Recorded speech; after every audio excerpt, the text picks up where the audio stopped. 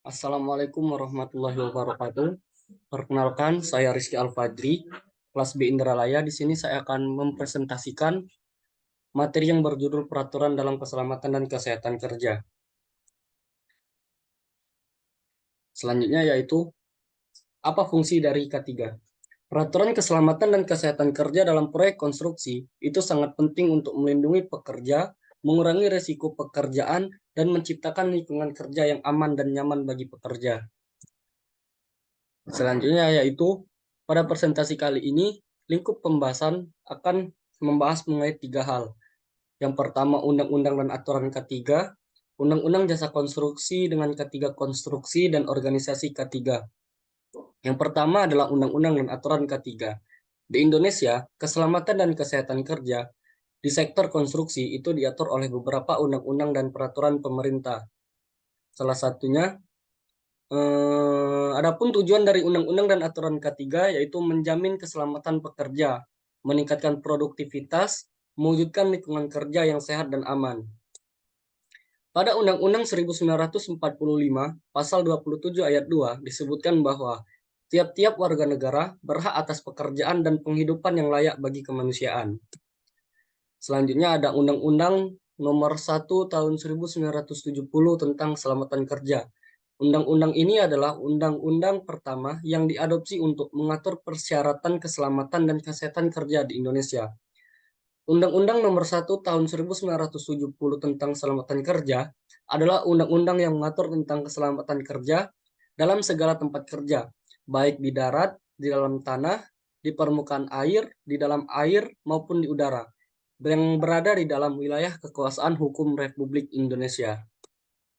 Selanjutnya itu ada Undang-Undang Nomor 13 Tahun 2003. Undang-undang ini memberikan landasan hukum bagi implementasi K3 di berbagai sektor industri. Pada pasal 86, pekerja atau buruh mempunyai hak untuk memperoleh perlindungan atas keselamatan dan kesehatan kerja. Pada pasal 87, setiap perusahaan wajib menerapkan sistem manajemen keselamatan dan kesehatan kerja atau disingkat SMK3 yang terintegrasi dengan sistem manajemen perusahaan. Selanjutnya ada Peraturan Pemerintah Nomor 50 Tahun 2012. Peraturan ini mengatur tentang manajemen K3 dan pelaporan kecelakaan kerja di tempat kerja. Pada pasal 5, Peraturan Pemerintah Nomor 50 Tahun 2012 disebutkan pada ayat 1, setiap perusahaan wajib menerapkan SMK3. Ayat 2, kewajiban berlaku bagi perusahaan yang memperkerjakan pekerja atau buruh paling sedikit 100 orang atau mempunyai potensi bahaya tinggi. Yang ketiga, ketentuan tingkat bahaya tinggi sesuai peraturan perundangan.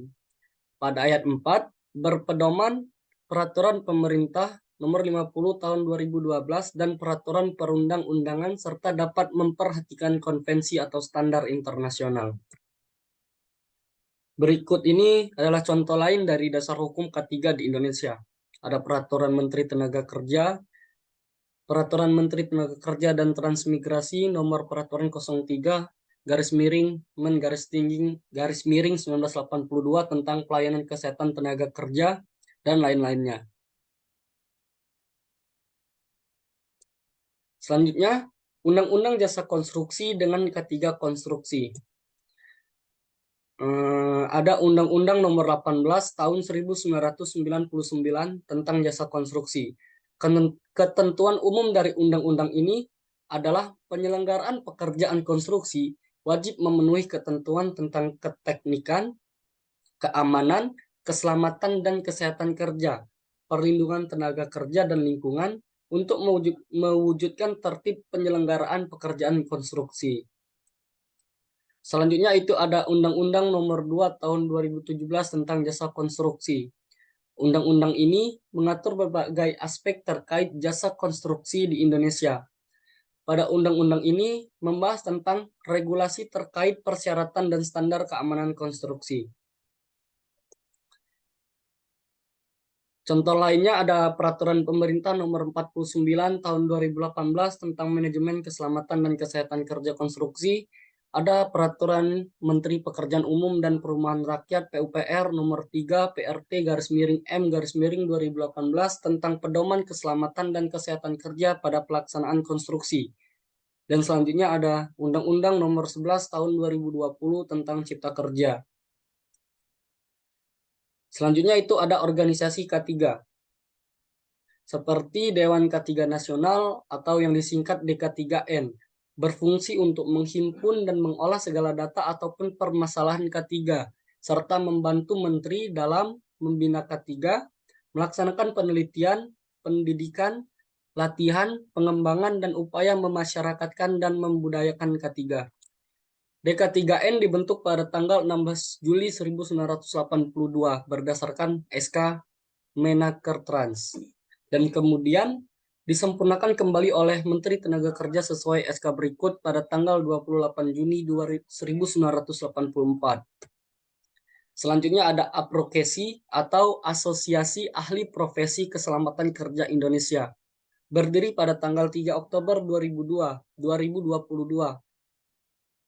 Aprokesi hadir sebagai wadah untuk menggalang kerjasama dan hubungan baik dengan instansi, badan, lembaga, organisasi pemerintah dan swasta di bidang K3 dan ketenaga kerjaan pada umumnya, yang bertujuan meningkatkan mutu sumber daya manusia yang dibutuhkan oleh industri. Selanjutnya itu ada PAKKI atau Perkumpulan Ahli Keselamatan Konstruksi Indonesia.